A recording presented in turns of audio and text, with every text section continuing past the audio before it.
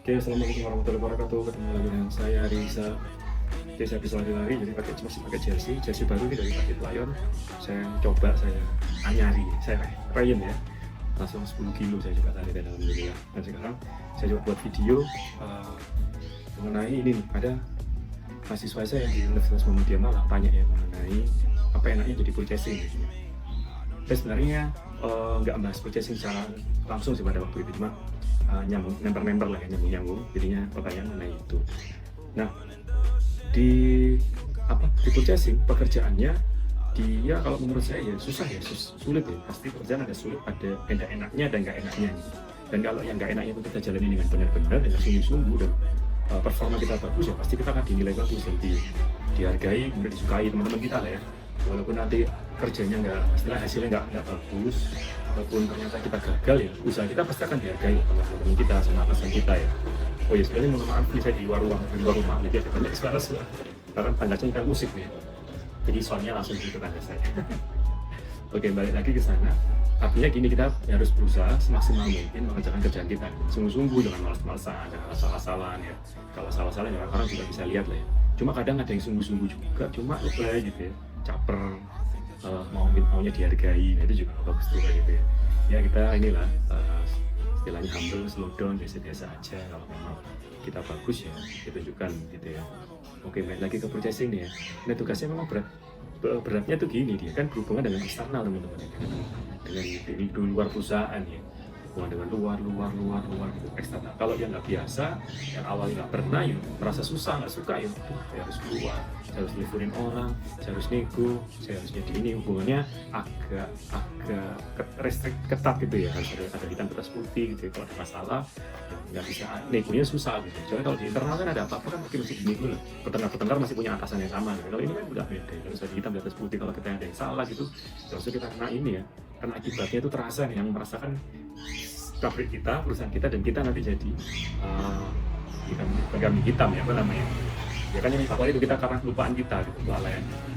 Oke, tapi kalau berhasil ya bisa menguntungkan perusahaan, bisa barang yang bagus, yang berkualitas, yang murah gitu ya. Jadi itu mungkin sedikit pekerjaan ya, di samping yang lain mungkin mengenai negosiasi, kemudian datangi supplier tadi, kemudian memastikan barangnya datang beneran gitu ya. Kalau datangnya banyak-banyak nanti nggak boleh sama PBSI, sama di warehouse. Pinginnya kan datangin aman aja gitu ya, nggak usah tiap hari nagih berangkat atau terus datang dulu, ini speknya mana kok nggak sesuai, mana barangnya kok belum dibuang. Kalau kita nanti datang di gudang belum dibongkar sama tim harus kita, nanti kita purchasing juga yang akan dikomplain oleh ini ya, oleh suppliernya. Oke, saya sebenarnya selama bekerja tidak pernah menjadi purchasing teman-teman, cuma saya intens sekali berhubungan karena kan saya ini ya seringnya jadi tim PIC, jadi tim warehouse, bahan ya harus finish good, tapi yang sering berhubungan dengan purchasing dari PIC. Waktu saya jadi PIC ya, waktu jadi warehouse itu sering berhubungan dengan purchasing nih, karena kan yang menghitung kebutuhan bahan atau kebutuhan material untuk produksi yaitu kan tim PPSI. Nanti kebutuhannya diberikan ke purchasing, nanti kan PPSI harusnya nagih mana nih yang permintaan saya sudah dijadwalin belum, jadwalnya kapan ya. Dari feedback ya, harus itu supaya mengetahui bahwa apa yang saya minta sudah dijadwalin. Kalau apa yang saya minta jadwalnya belum ada ya saya tanyain lagi, di intens seperti itu nih, sambil nanti barang yang sudah dijadwalin saya juga akan tagih kedatangannya gitu ya, mana datang gitu, nanti ditagih. Nah, purchasing nanti memastikan itu ya, dia dapat dari BPS ini permintaan barang A, B, C, D, F, G, dia akan cari supaya itu dinego ya, dinego sini, nego situ, nego sana, nanti mana yang bagus, mana yang deal, mana yang bisa, mana yang nggak bisa gitu ya. Kalaupun kurang lah dia harus cari lagi nih, nyarinya agak susah ya, buat internet, buat orang luar ya. Kalau ada orang yang suka berhubungan dengan eksternal ya, pinter ngomong, suka gitu dengan orang baru ya, cocok nih sama purchasing nih, atau marketing gitu ya, cocok dia karena sering berhubungan dengan orang baru, dengan harus nyari orang baru gitu, nyari perusahaan baru, negosiasi ya dengan mereka, nanti deal baru, nanti dia akan lanjutkan lagi dengan barang-barangnya, jadwal-jadwalnya gitu ya, cari barang-barang. Nah, kemudian karena dia hubungannya dengan orang luar, dengan perusahaan luar ya, dengan supplier istilahnya, kan ada supplier tuh yang mungkin membutuhkan pembeli pasti ya. Kita pun sebagai pabrik pasti membutuhkan orang yang beli kita. Nah, karena itu mereka ada beberapa yang membutuhkan, dan mungkin sebagian besar membutuhkan pembeli.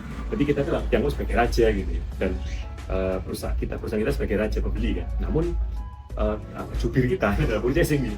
Sehingga kadang-kadang mereka kalau memberikan ucapan terima kasih itu ya via purchasing.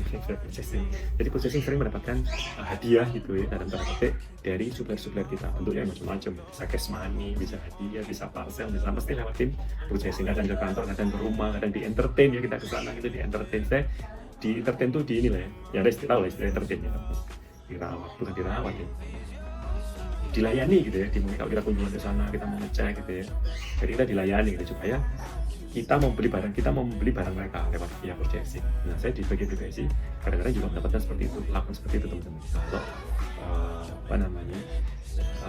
Kalau nanti ketemu supplier gitu ya, karena saya juga yang bagian menghitung kan, kalau purchasingnya gitu memang kali lebih bagian hitung kebutuhan barangnya gitu ya.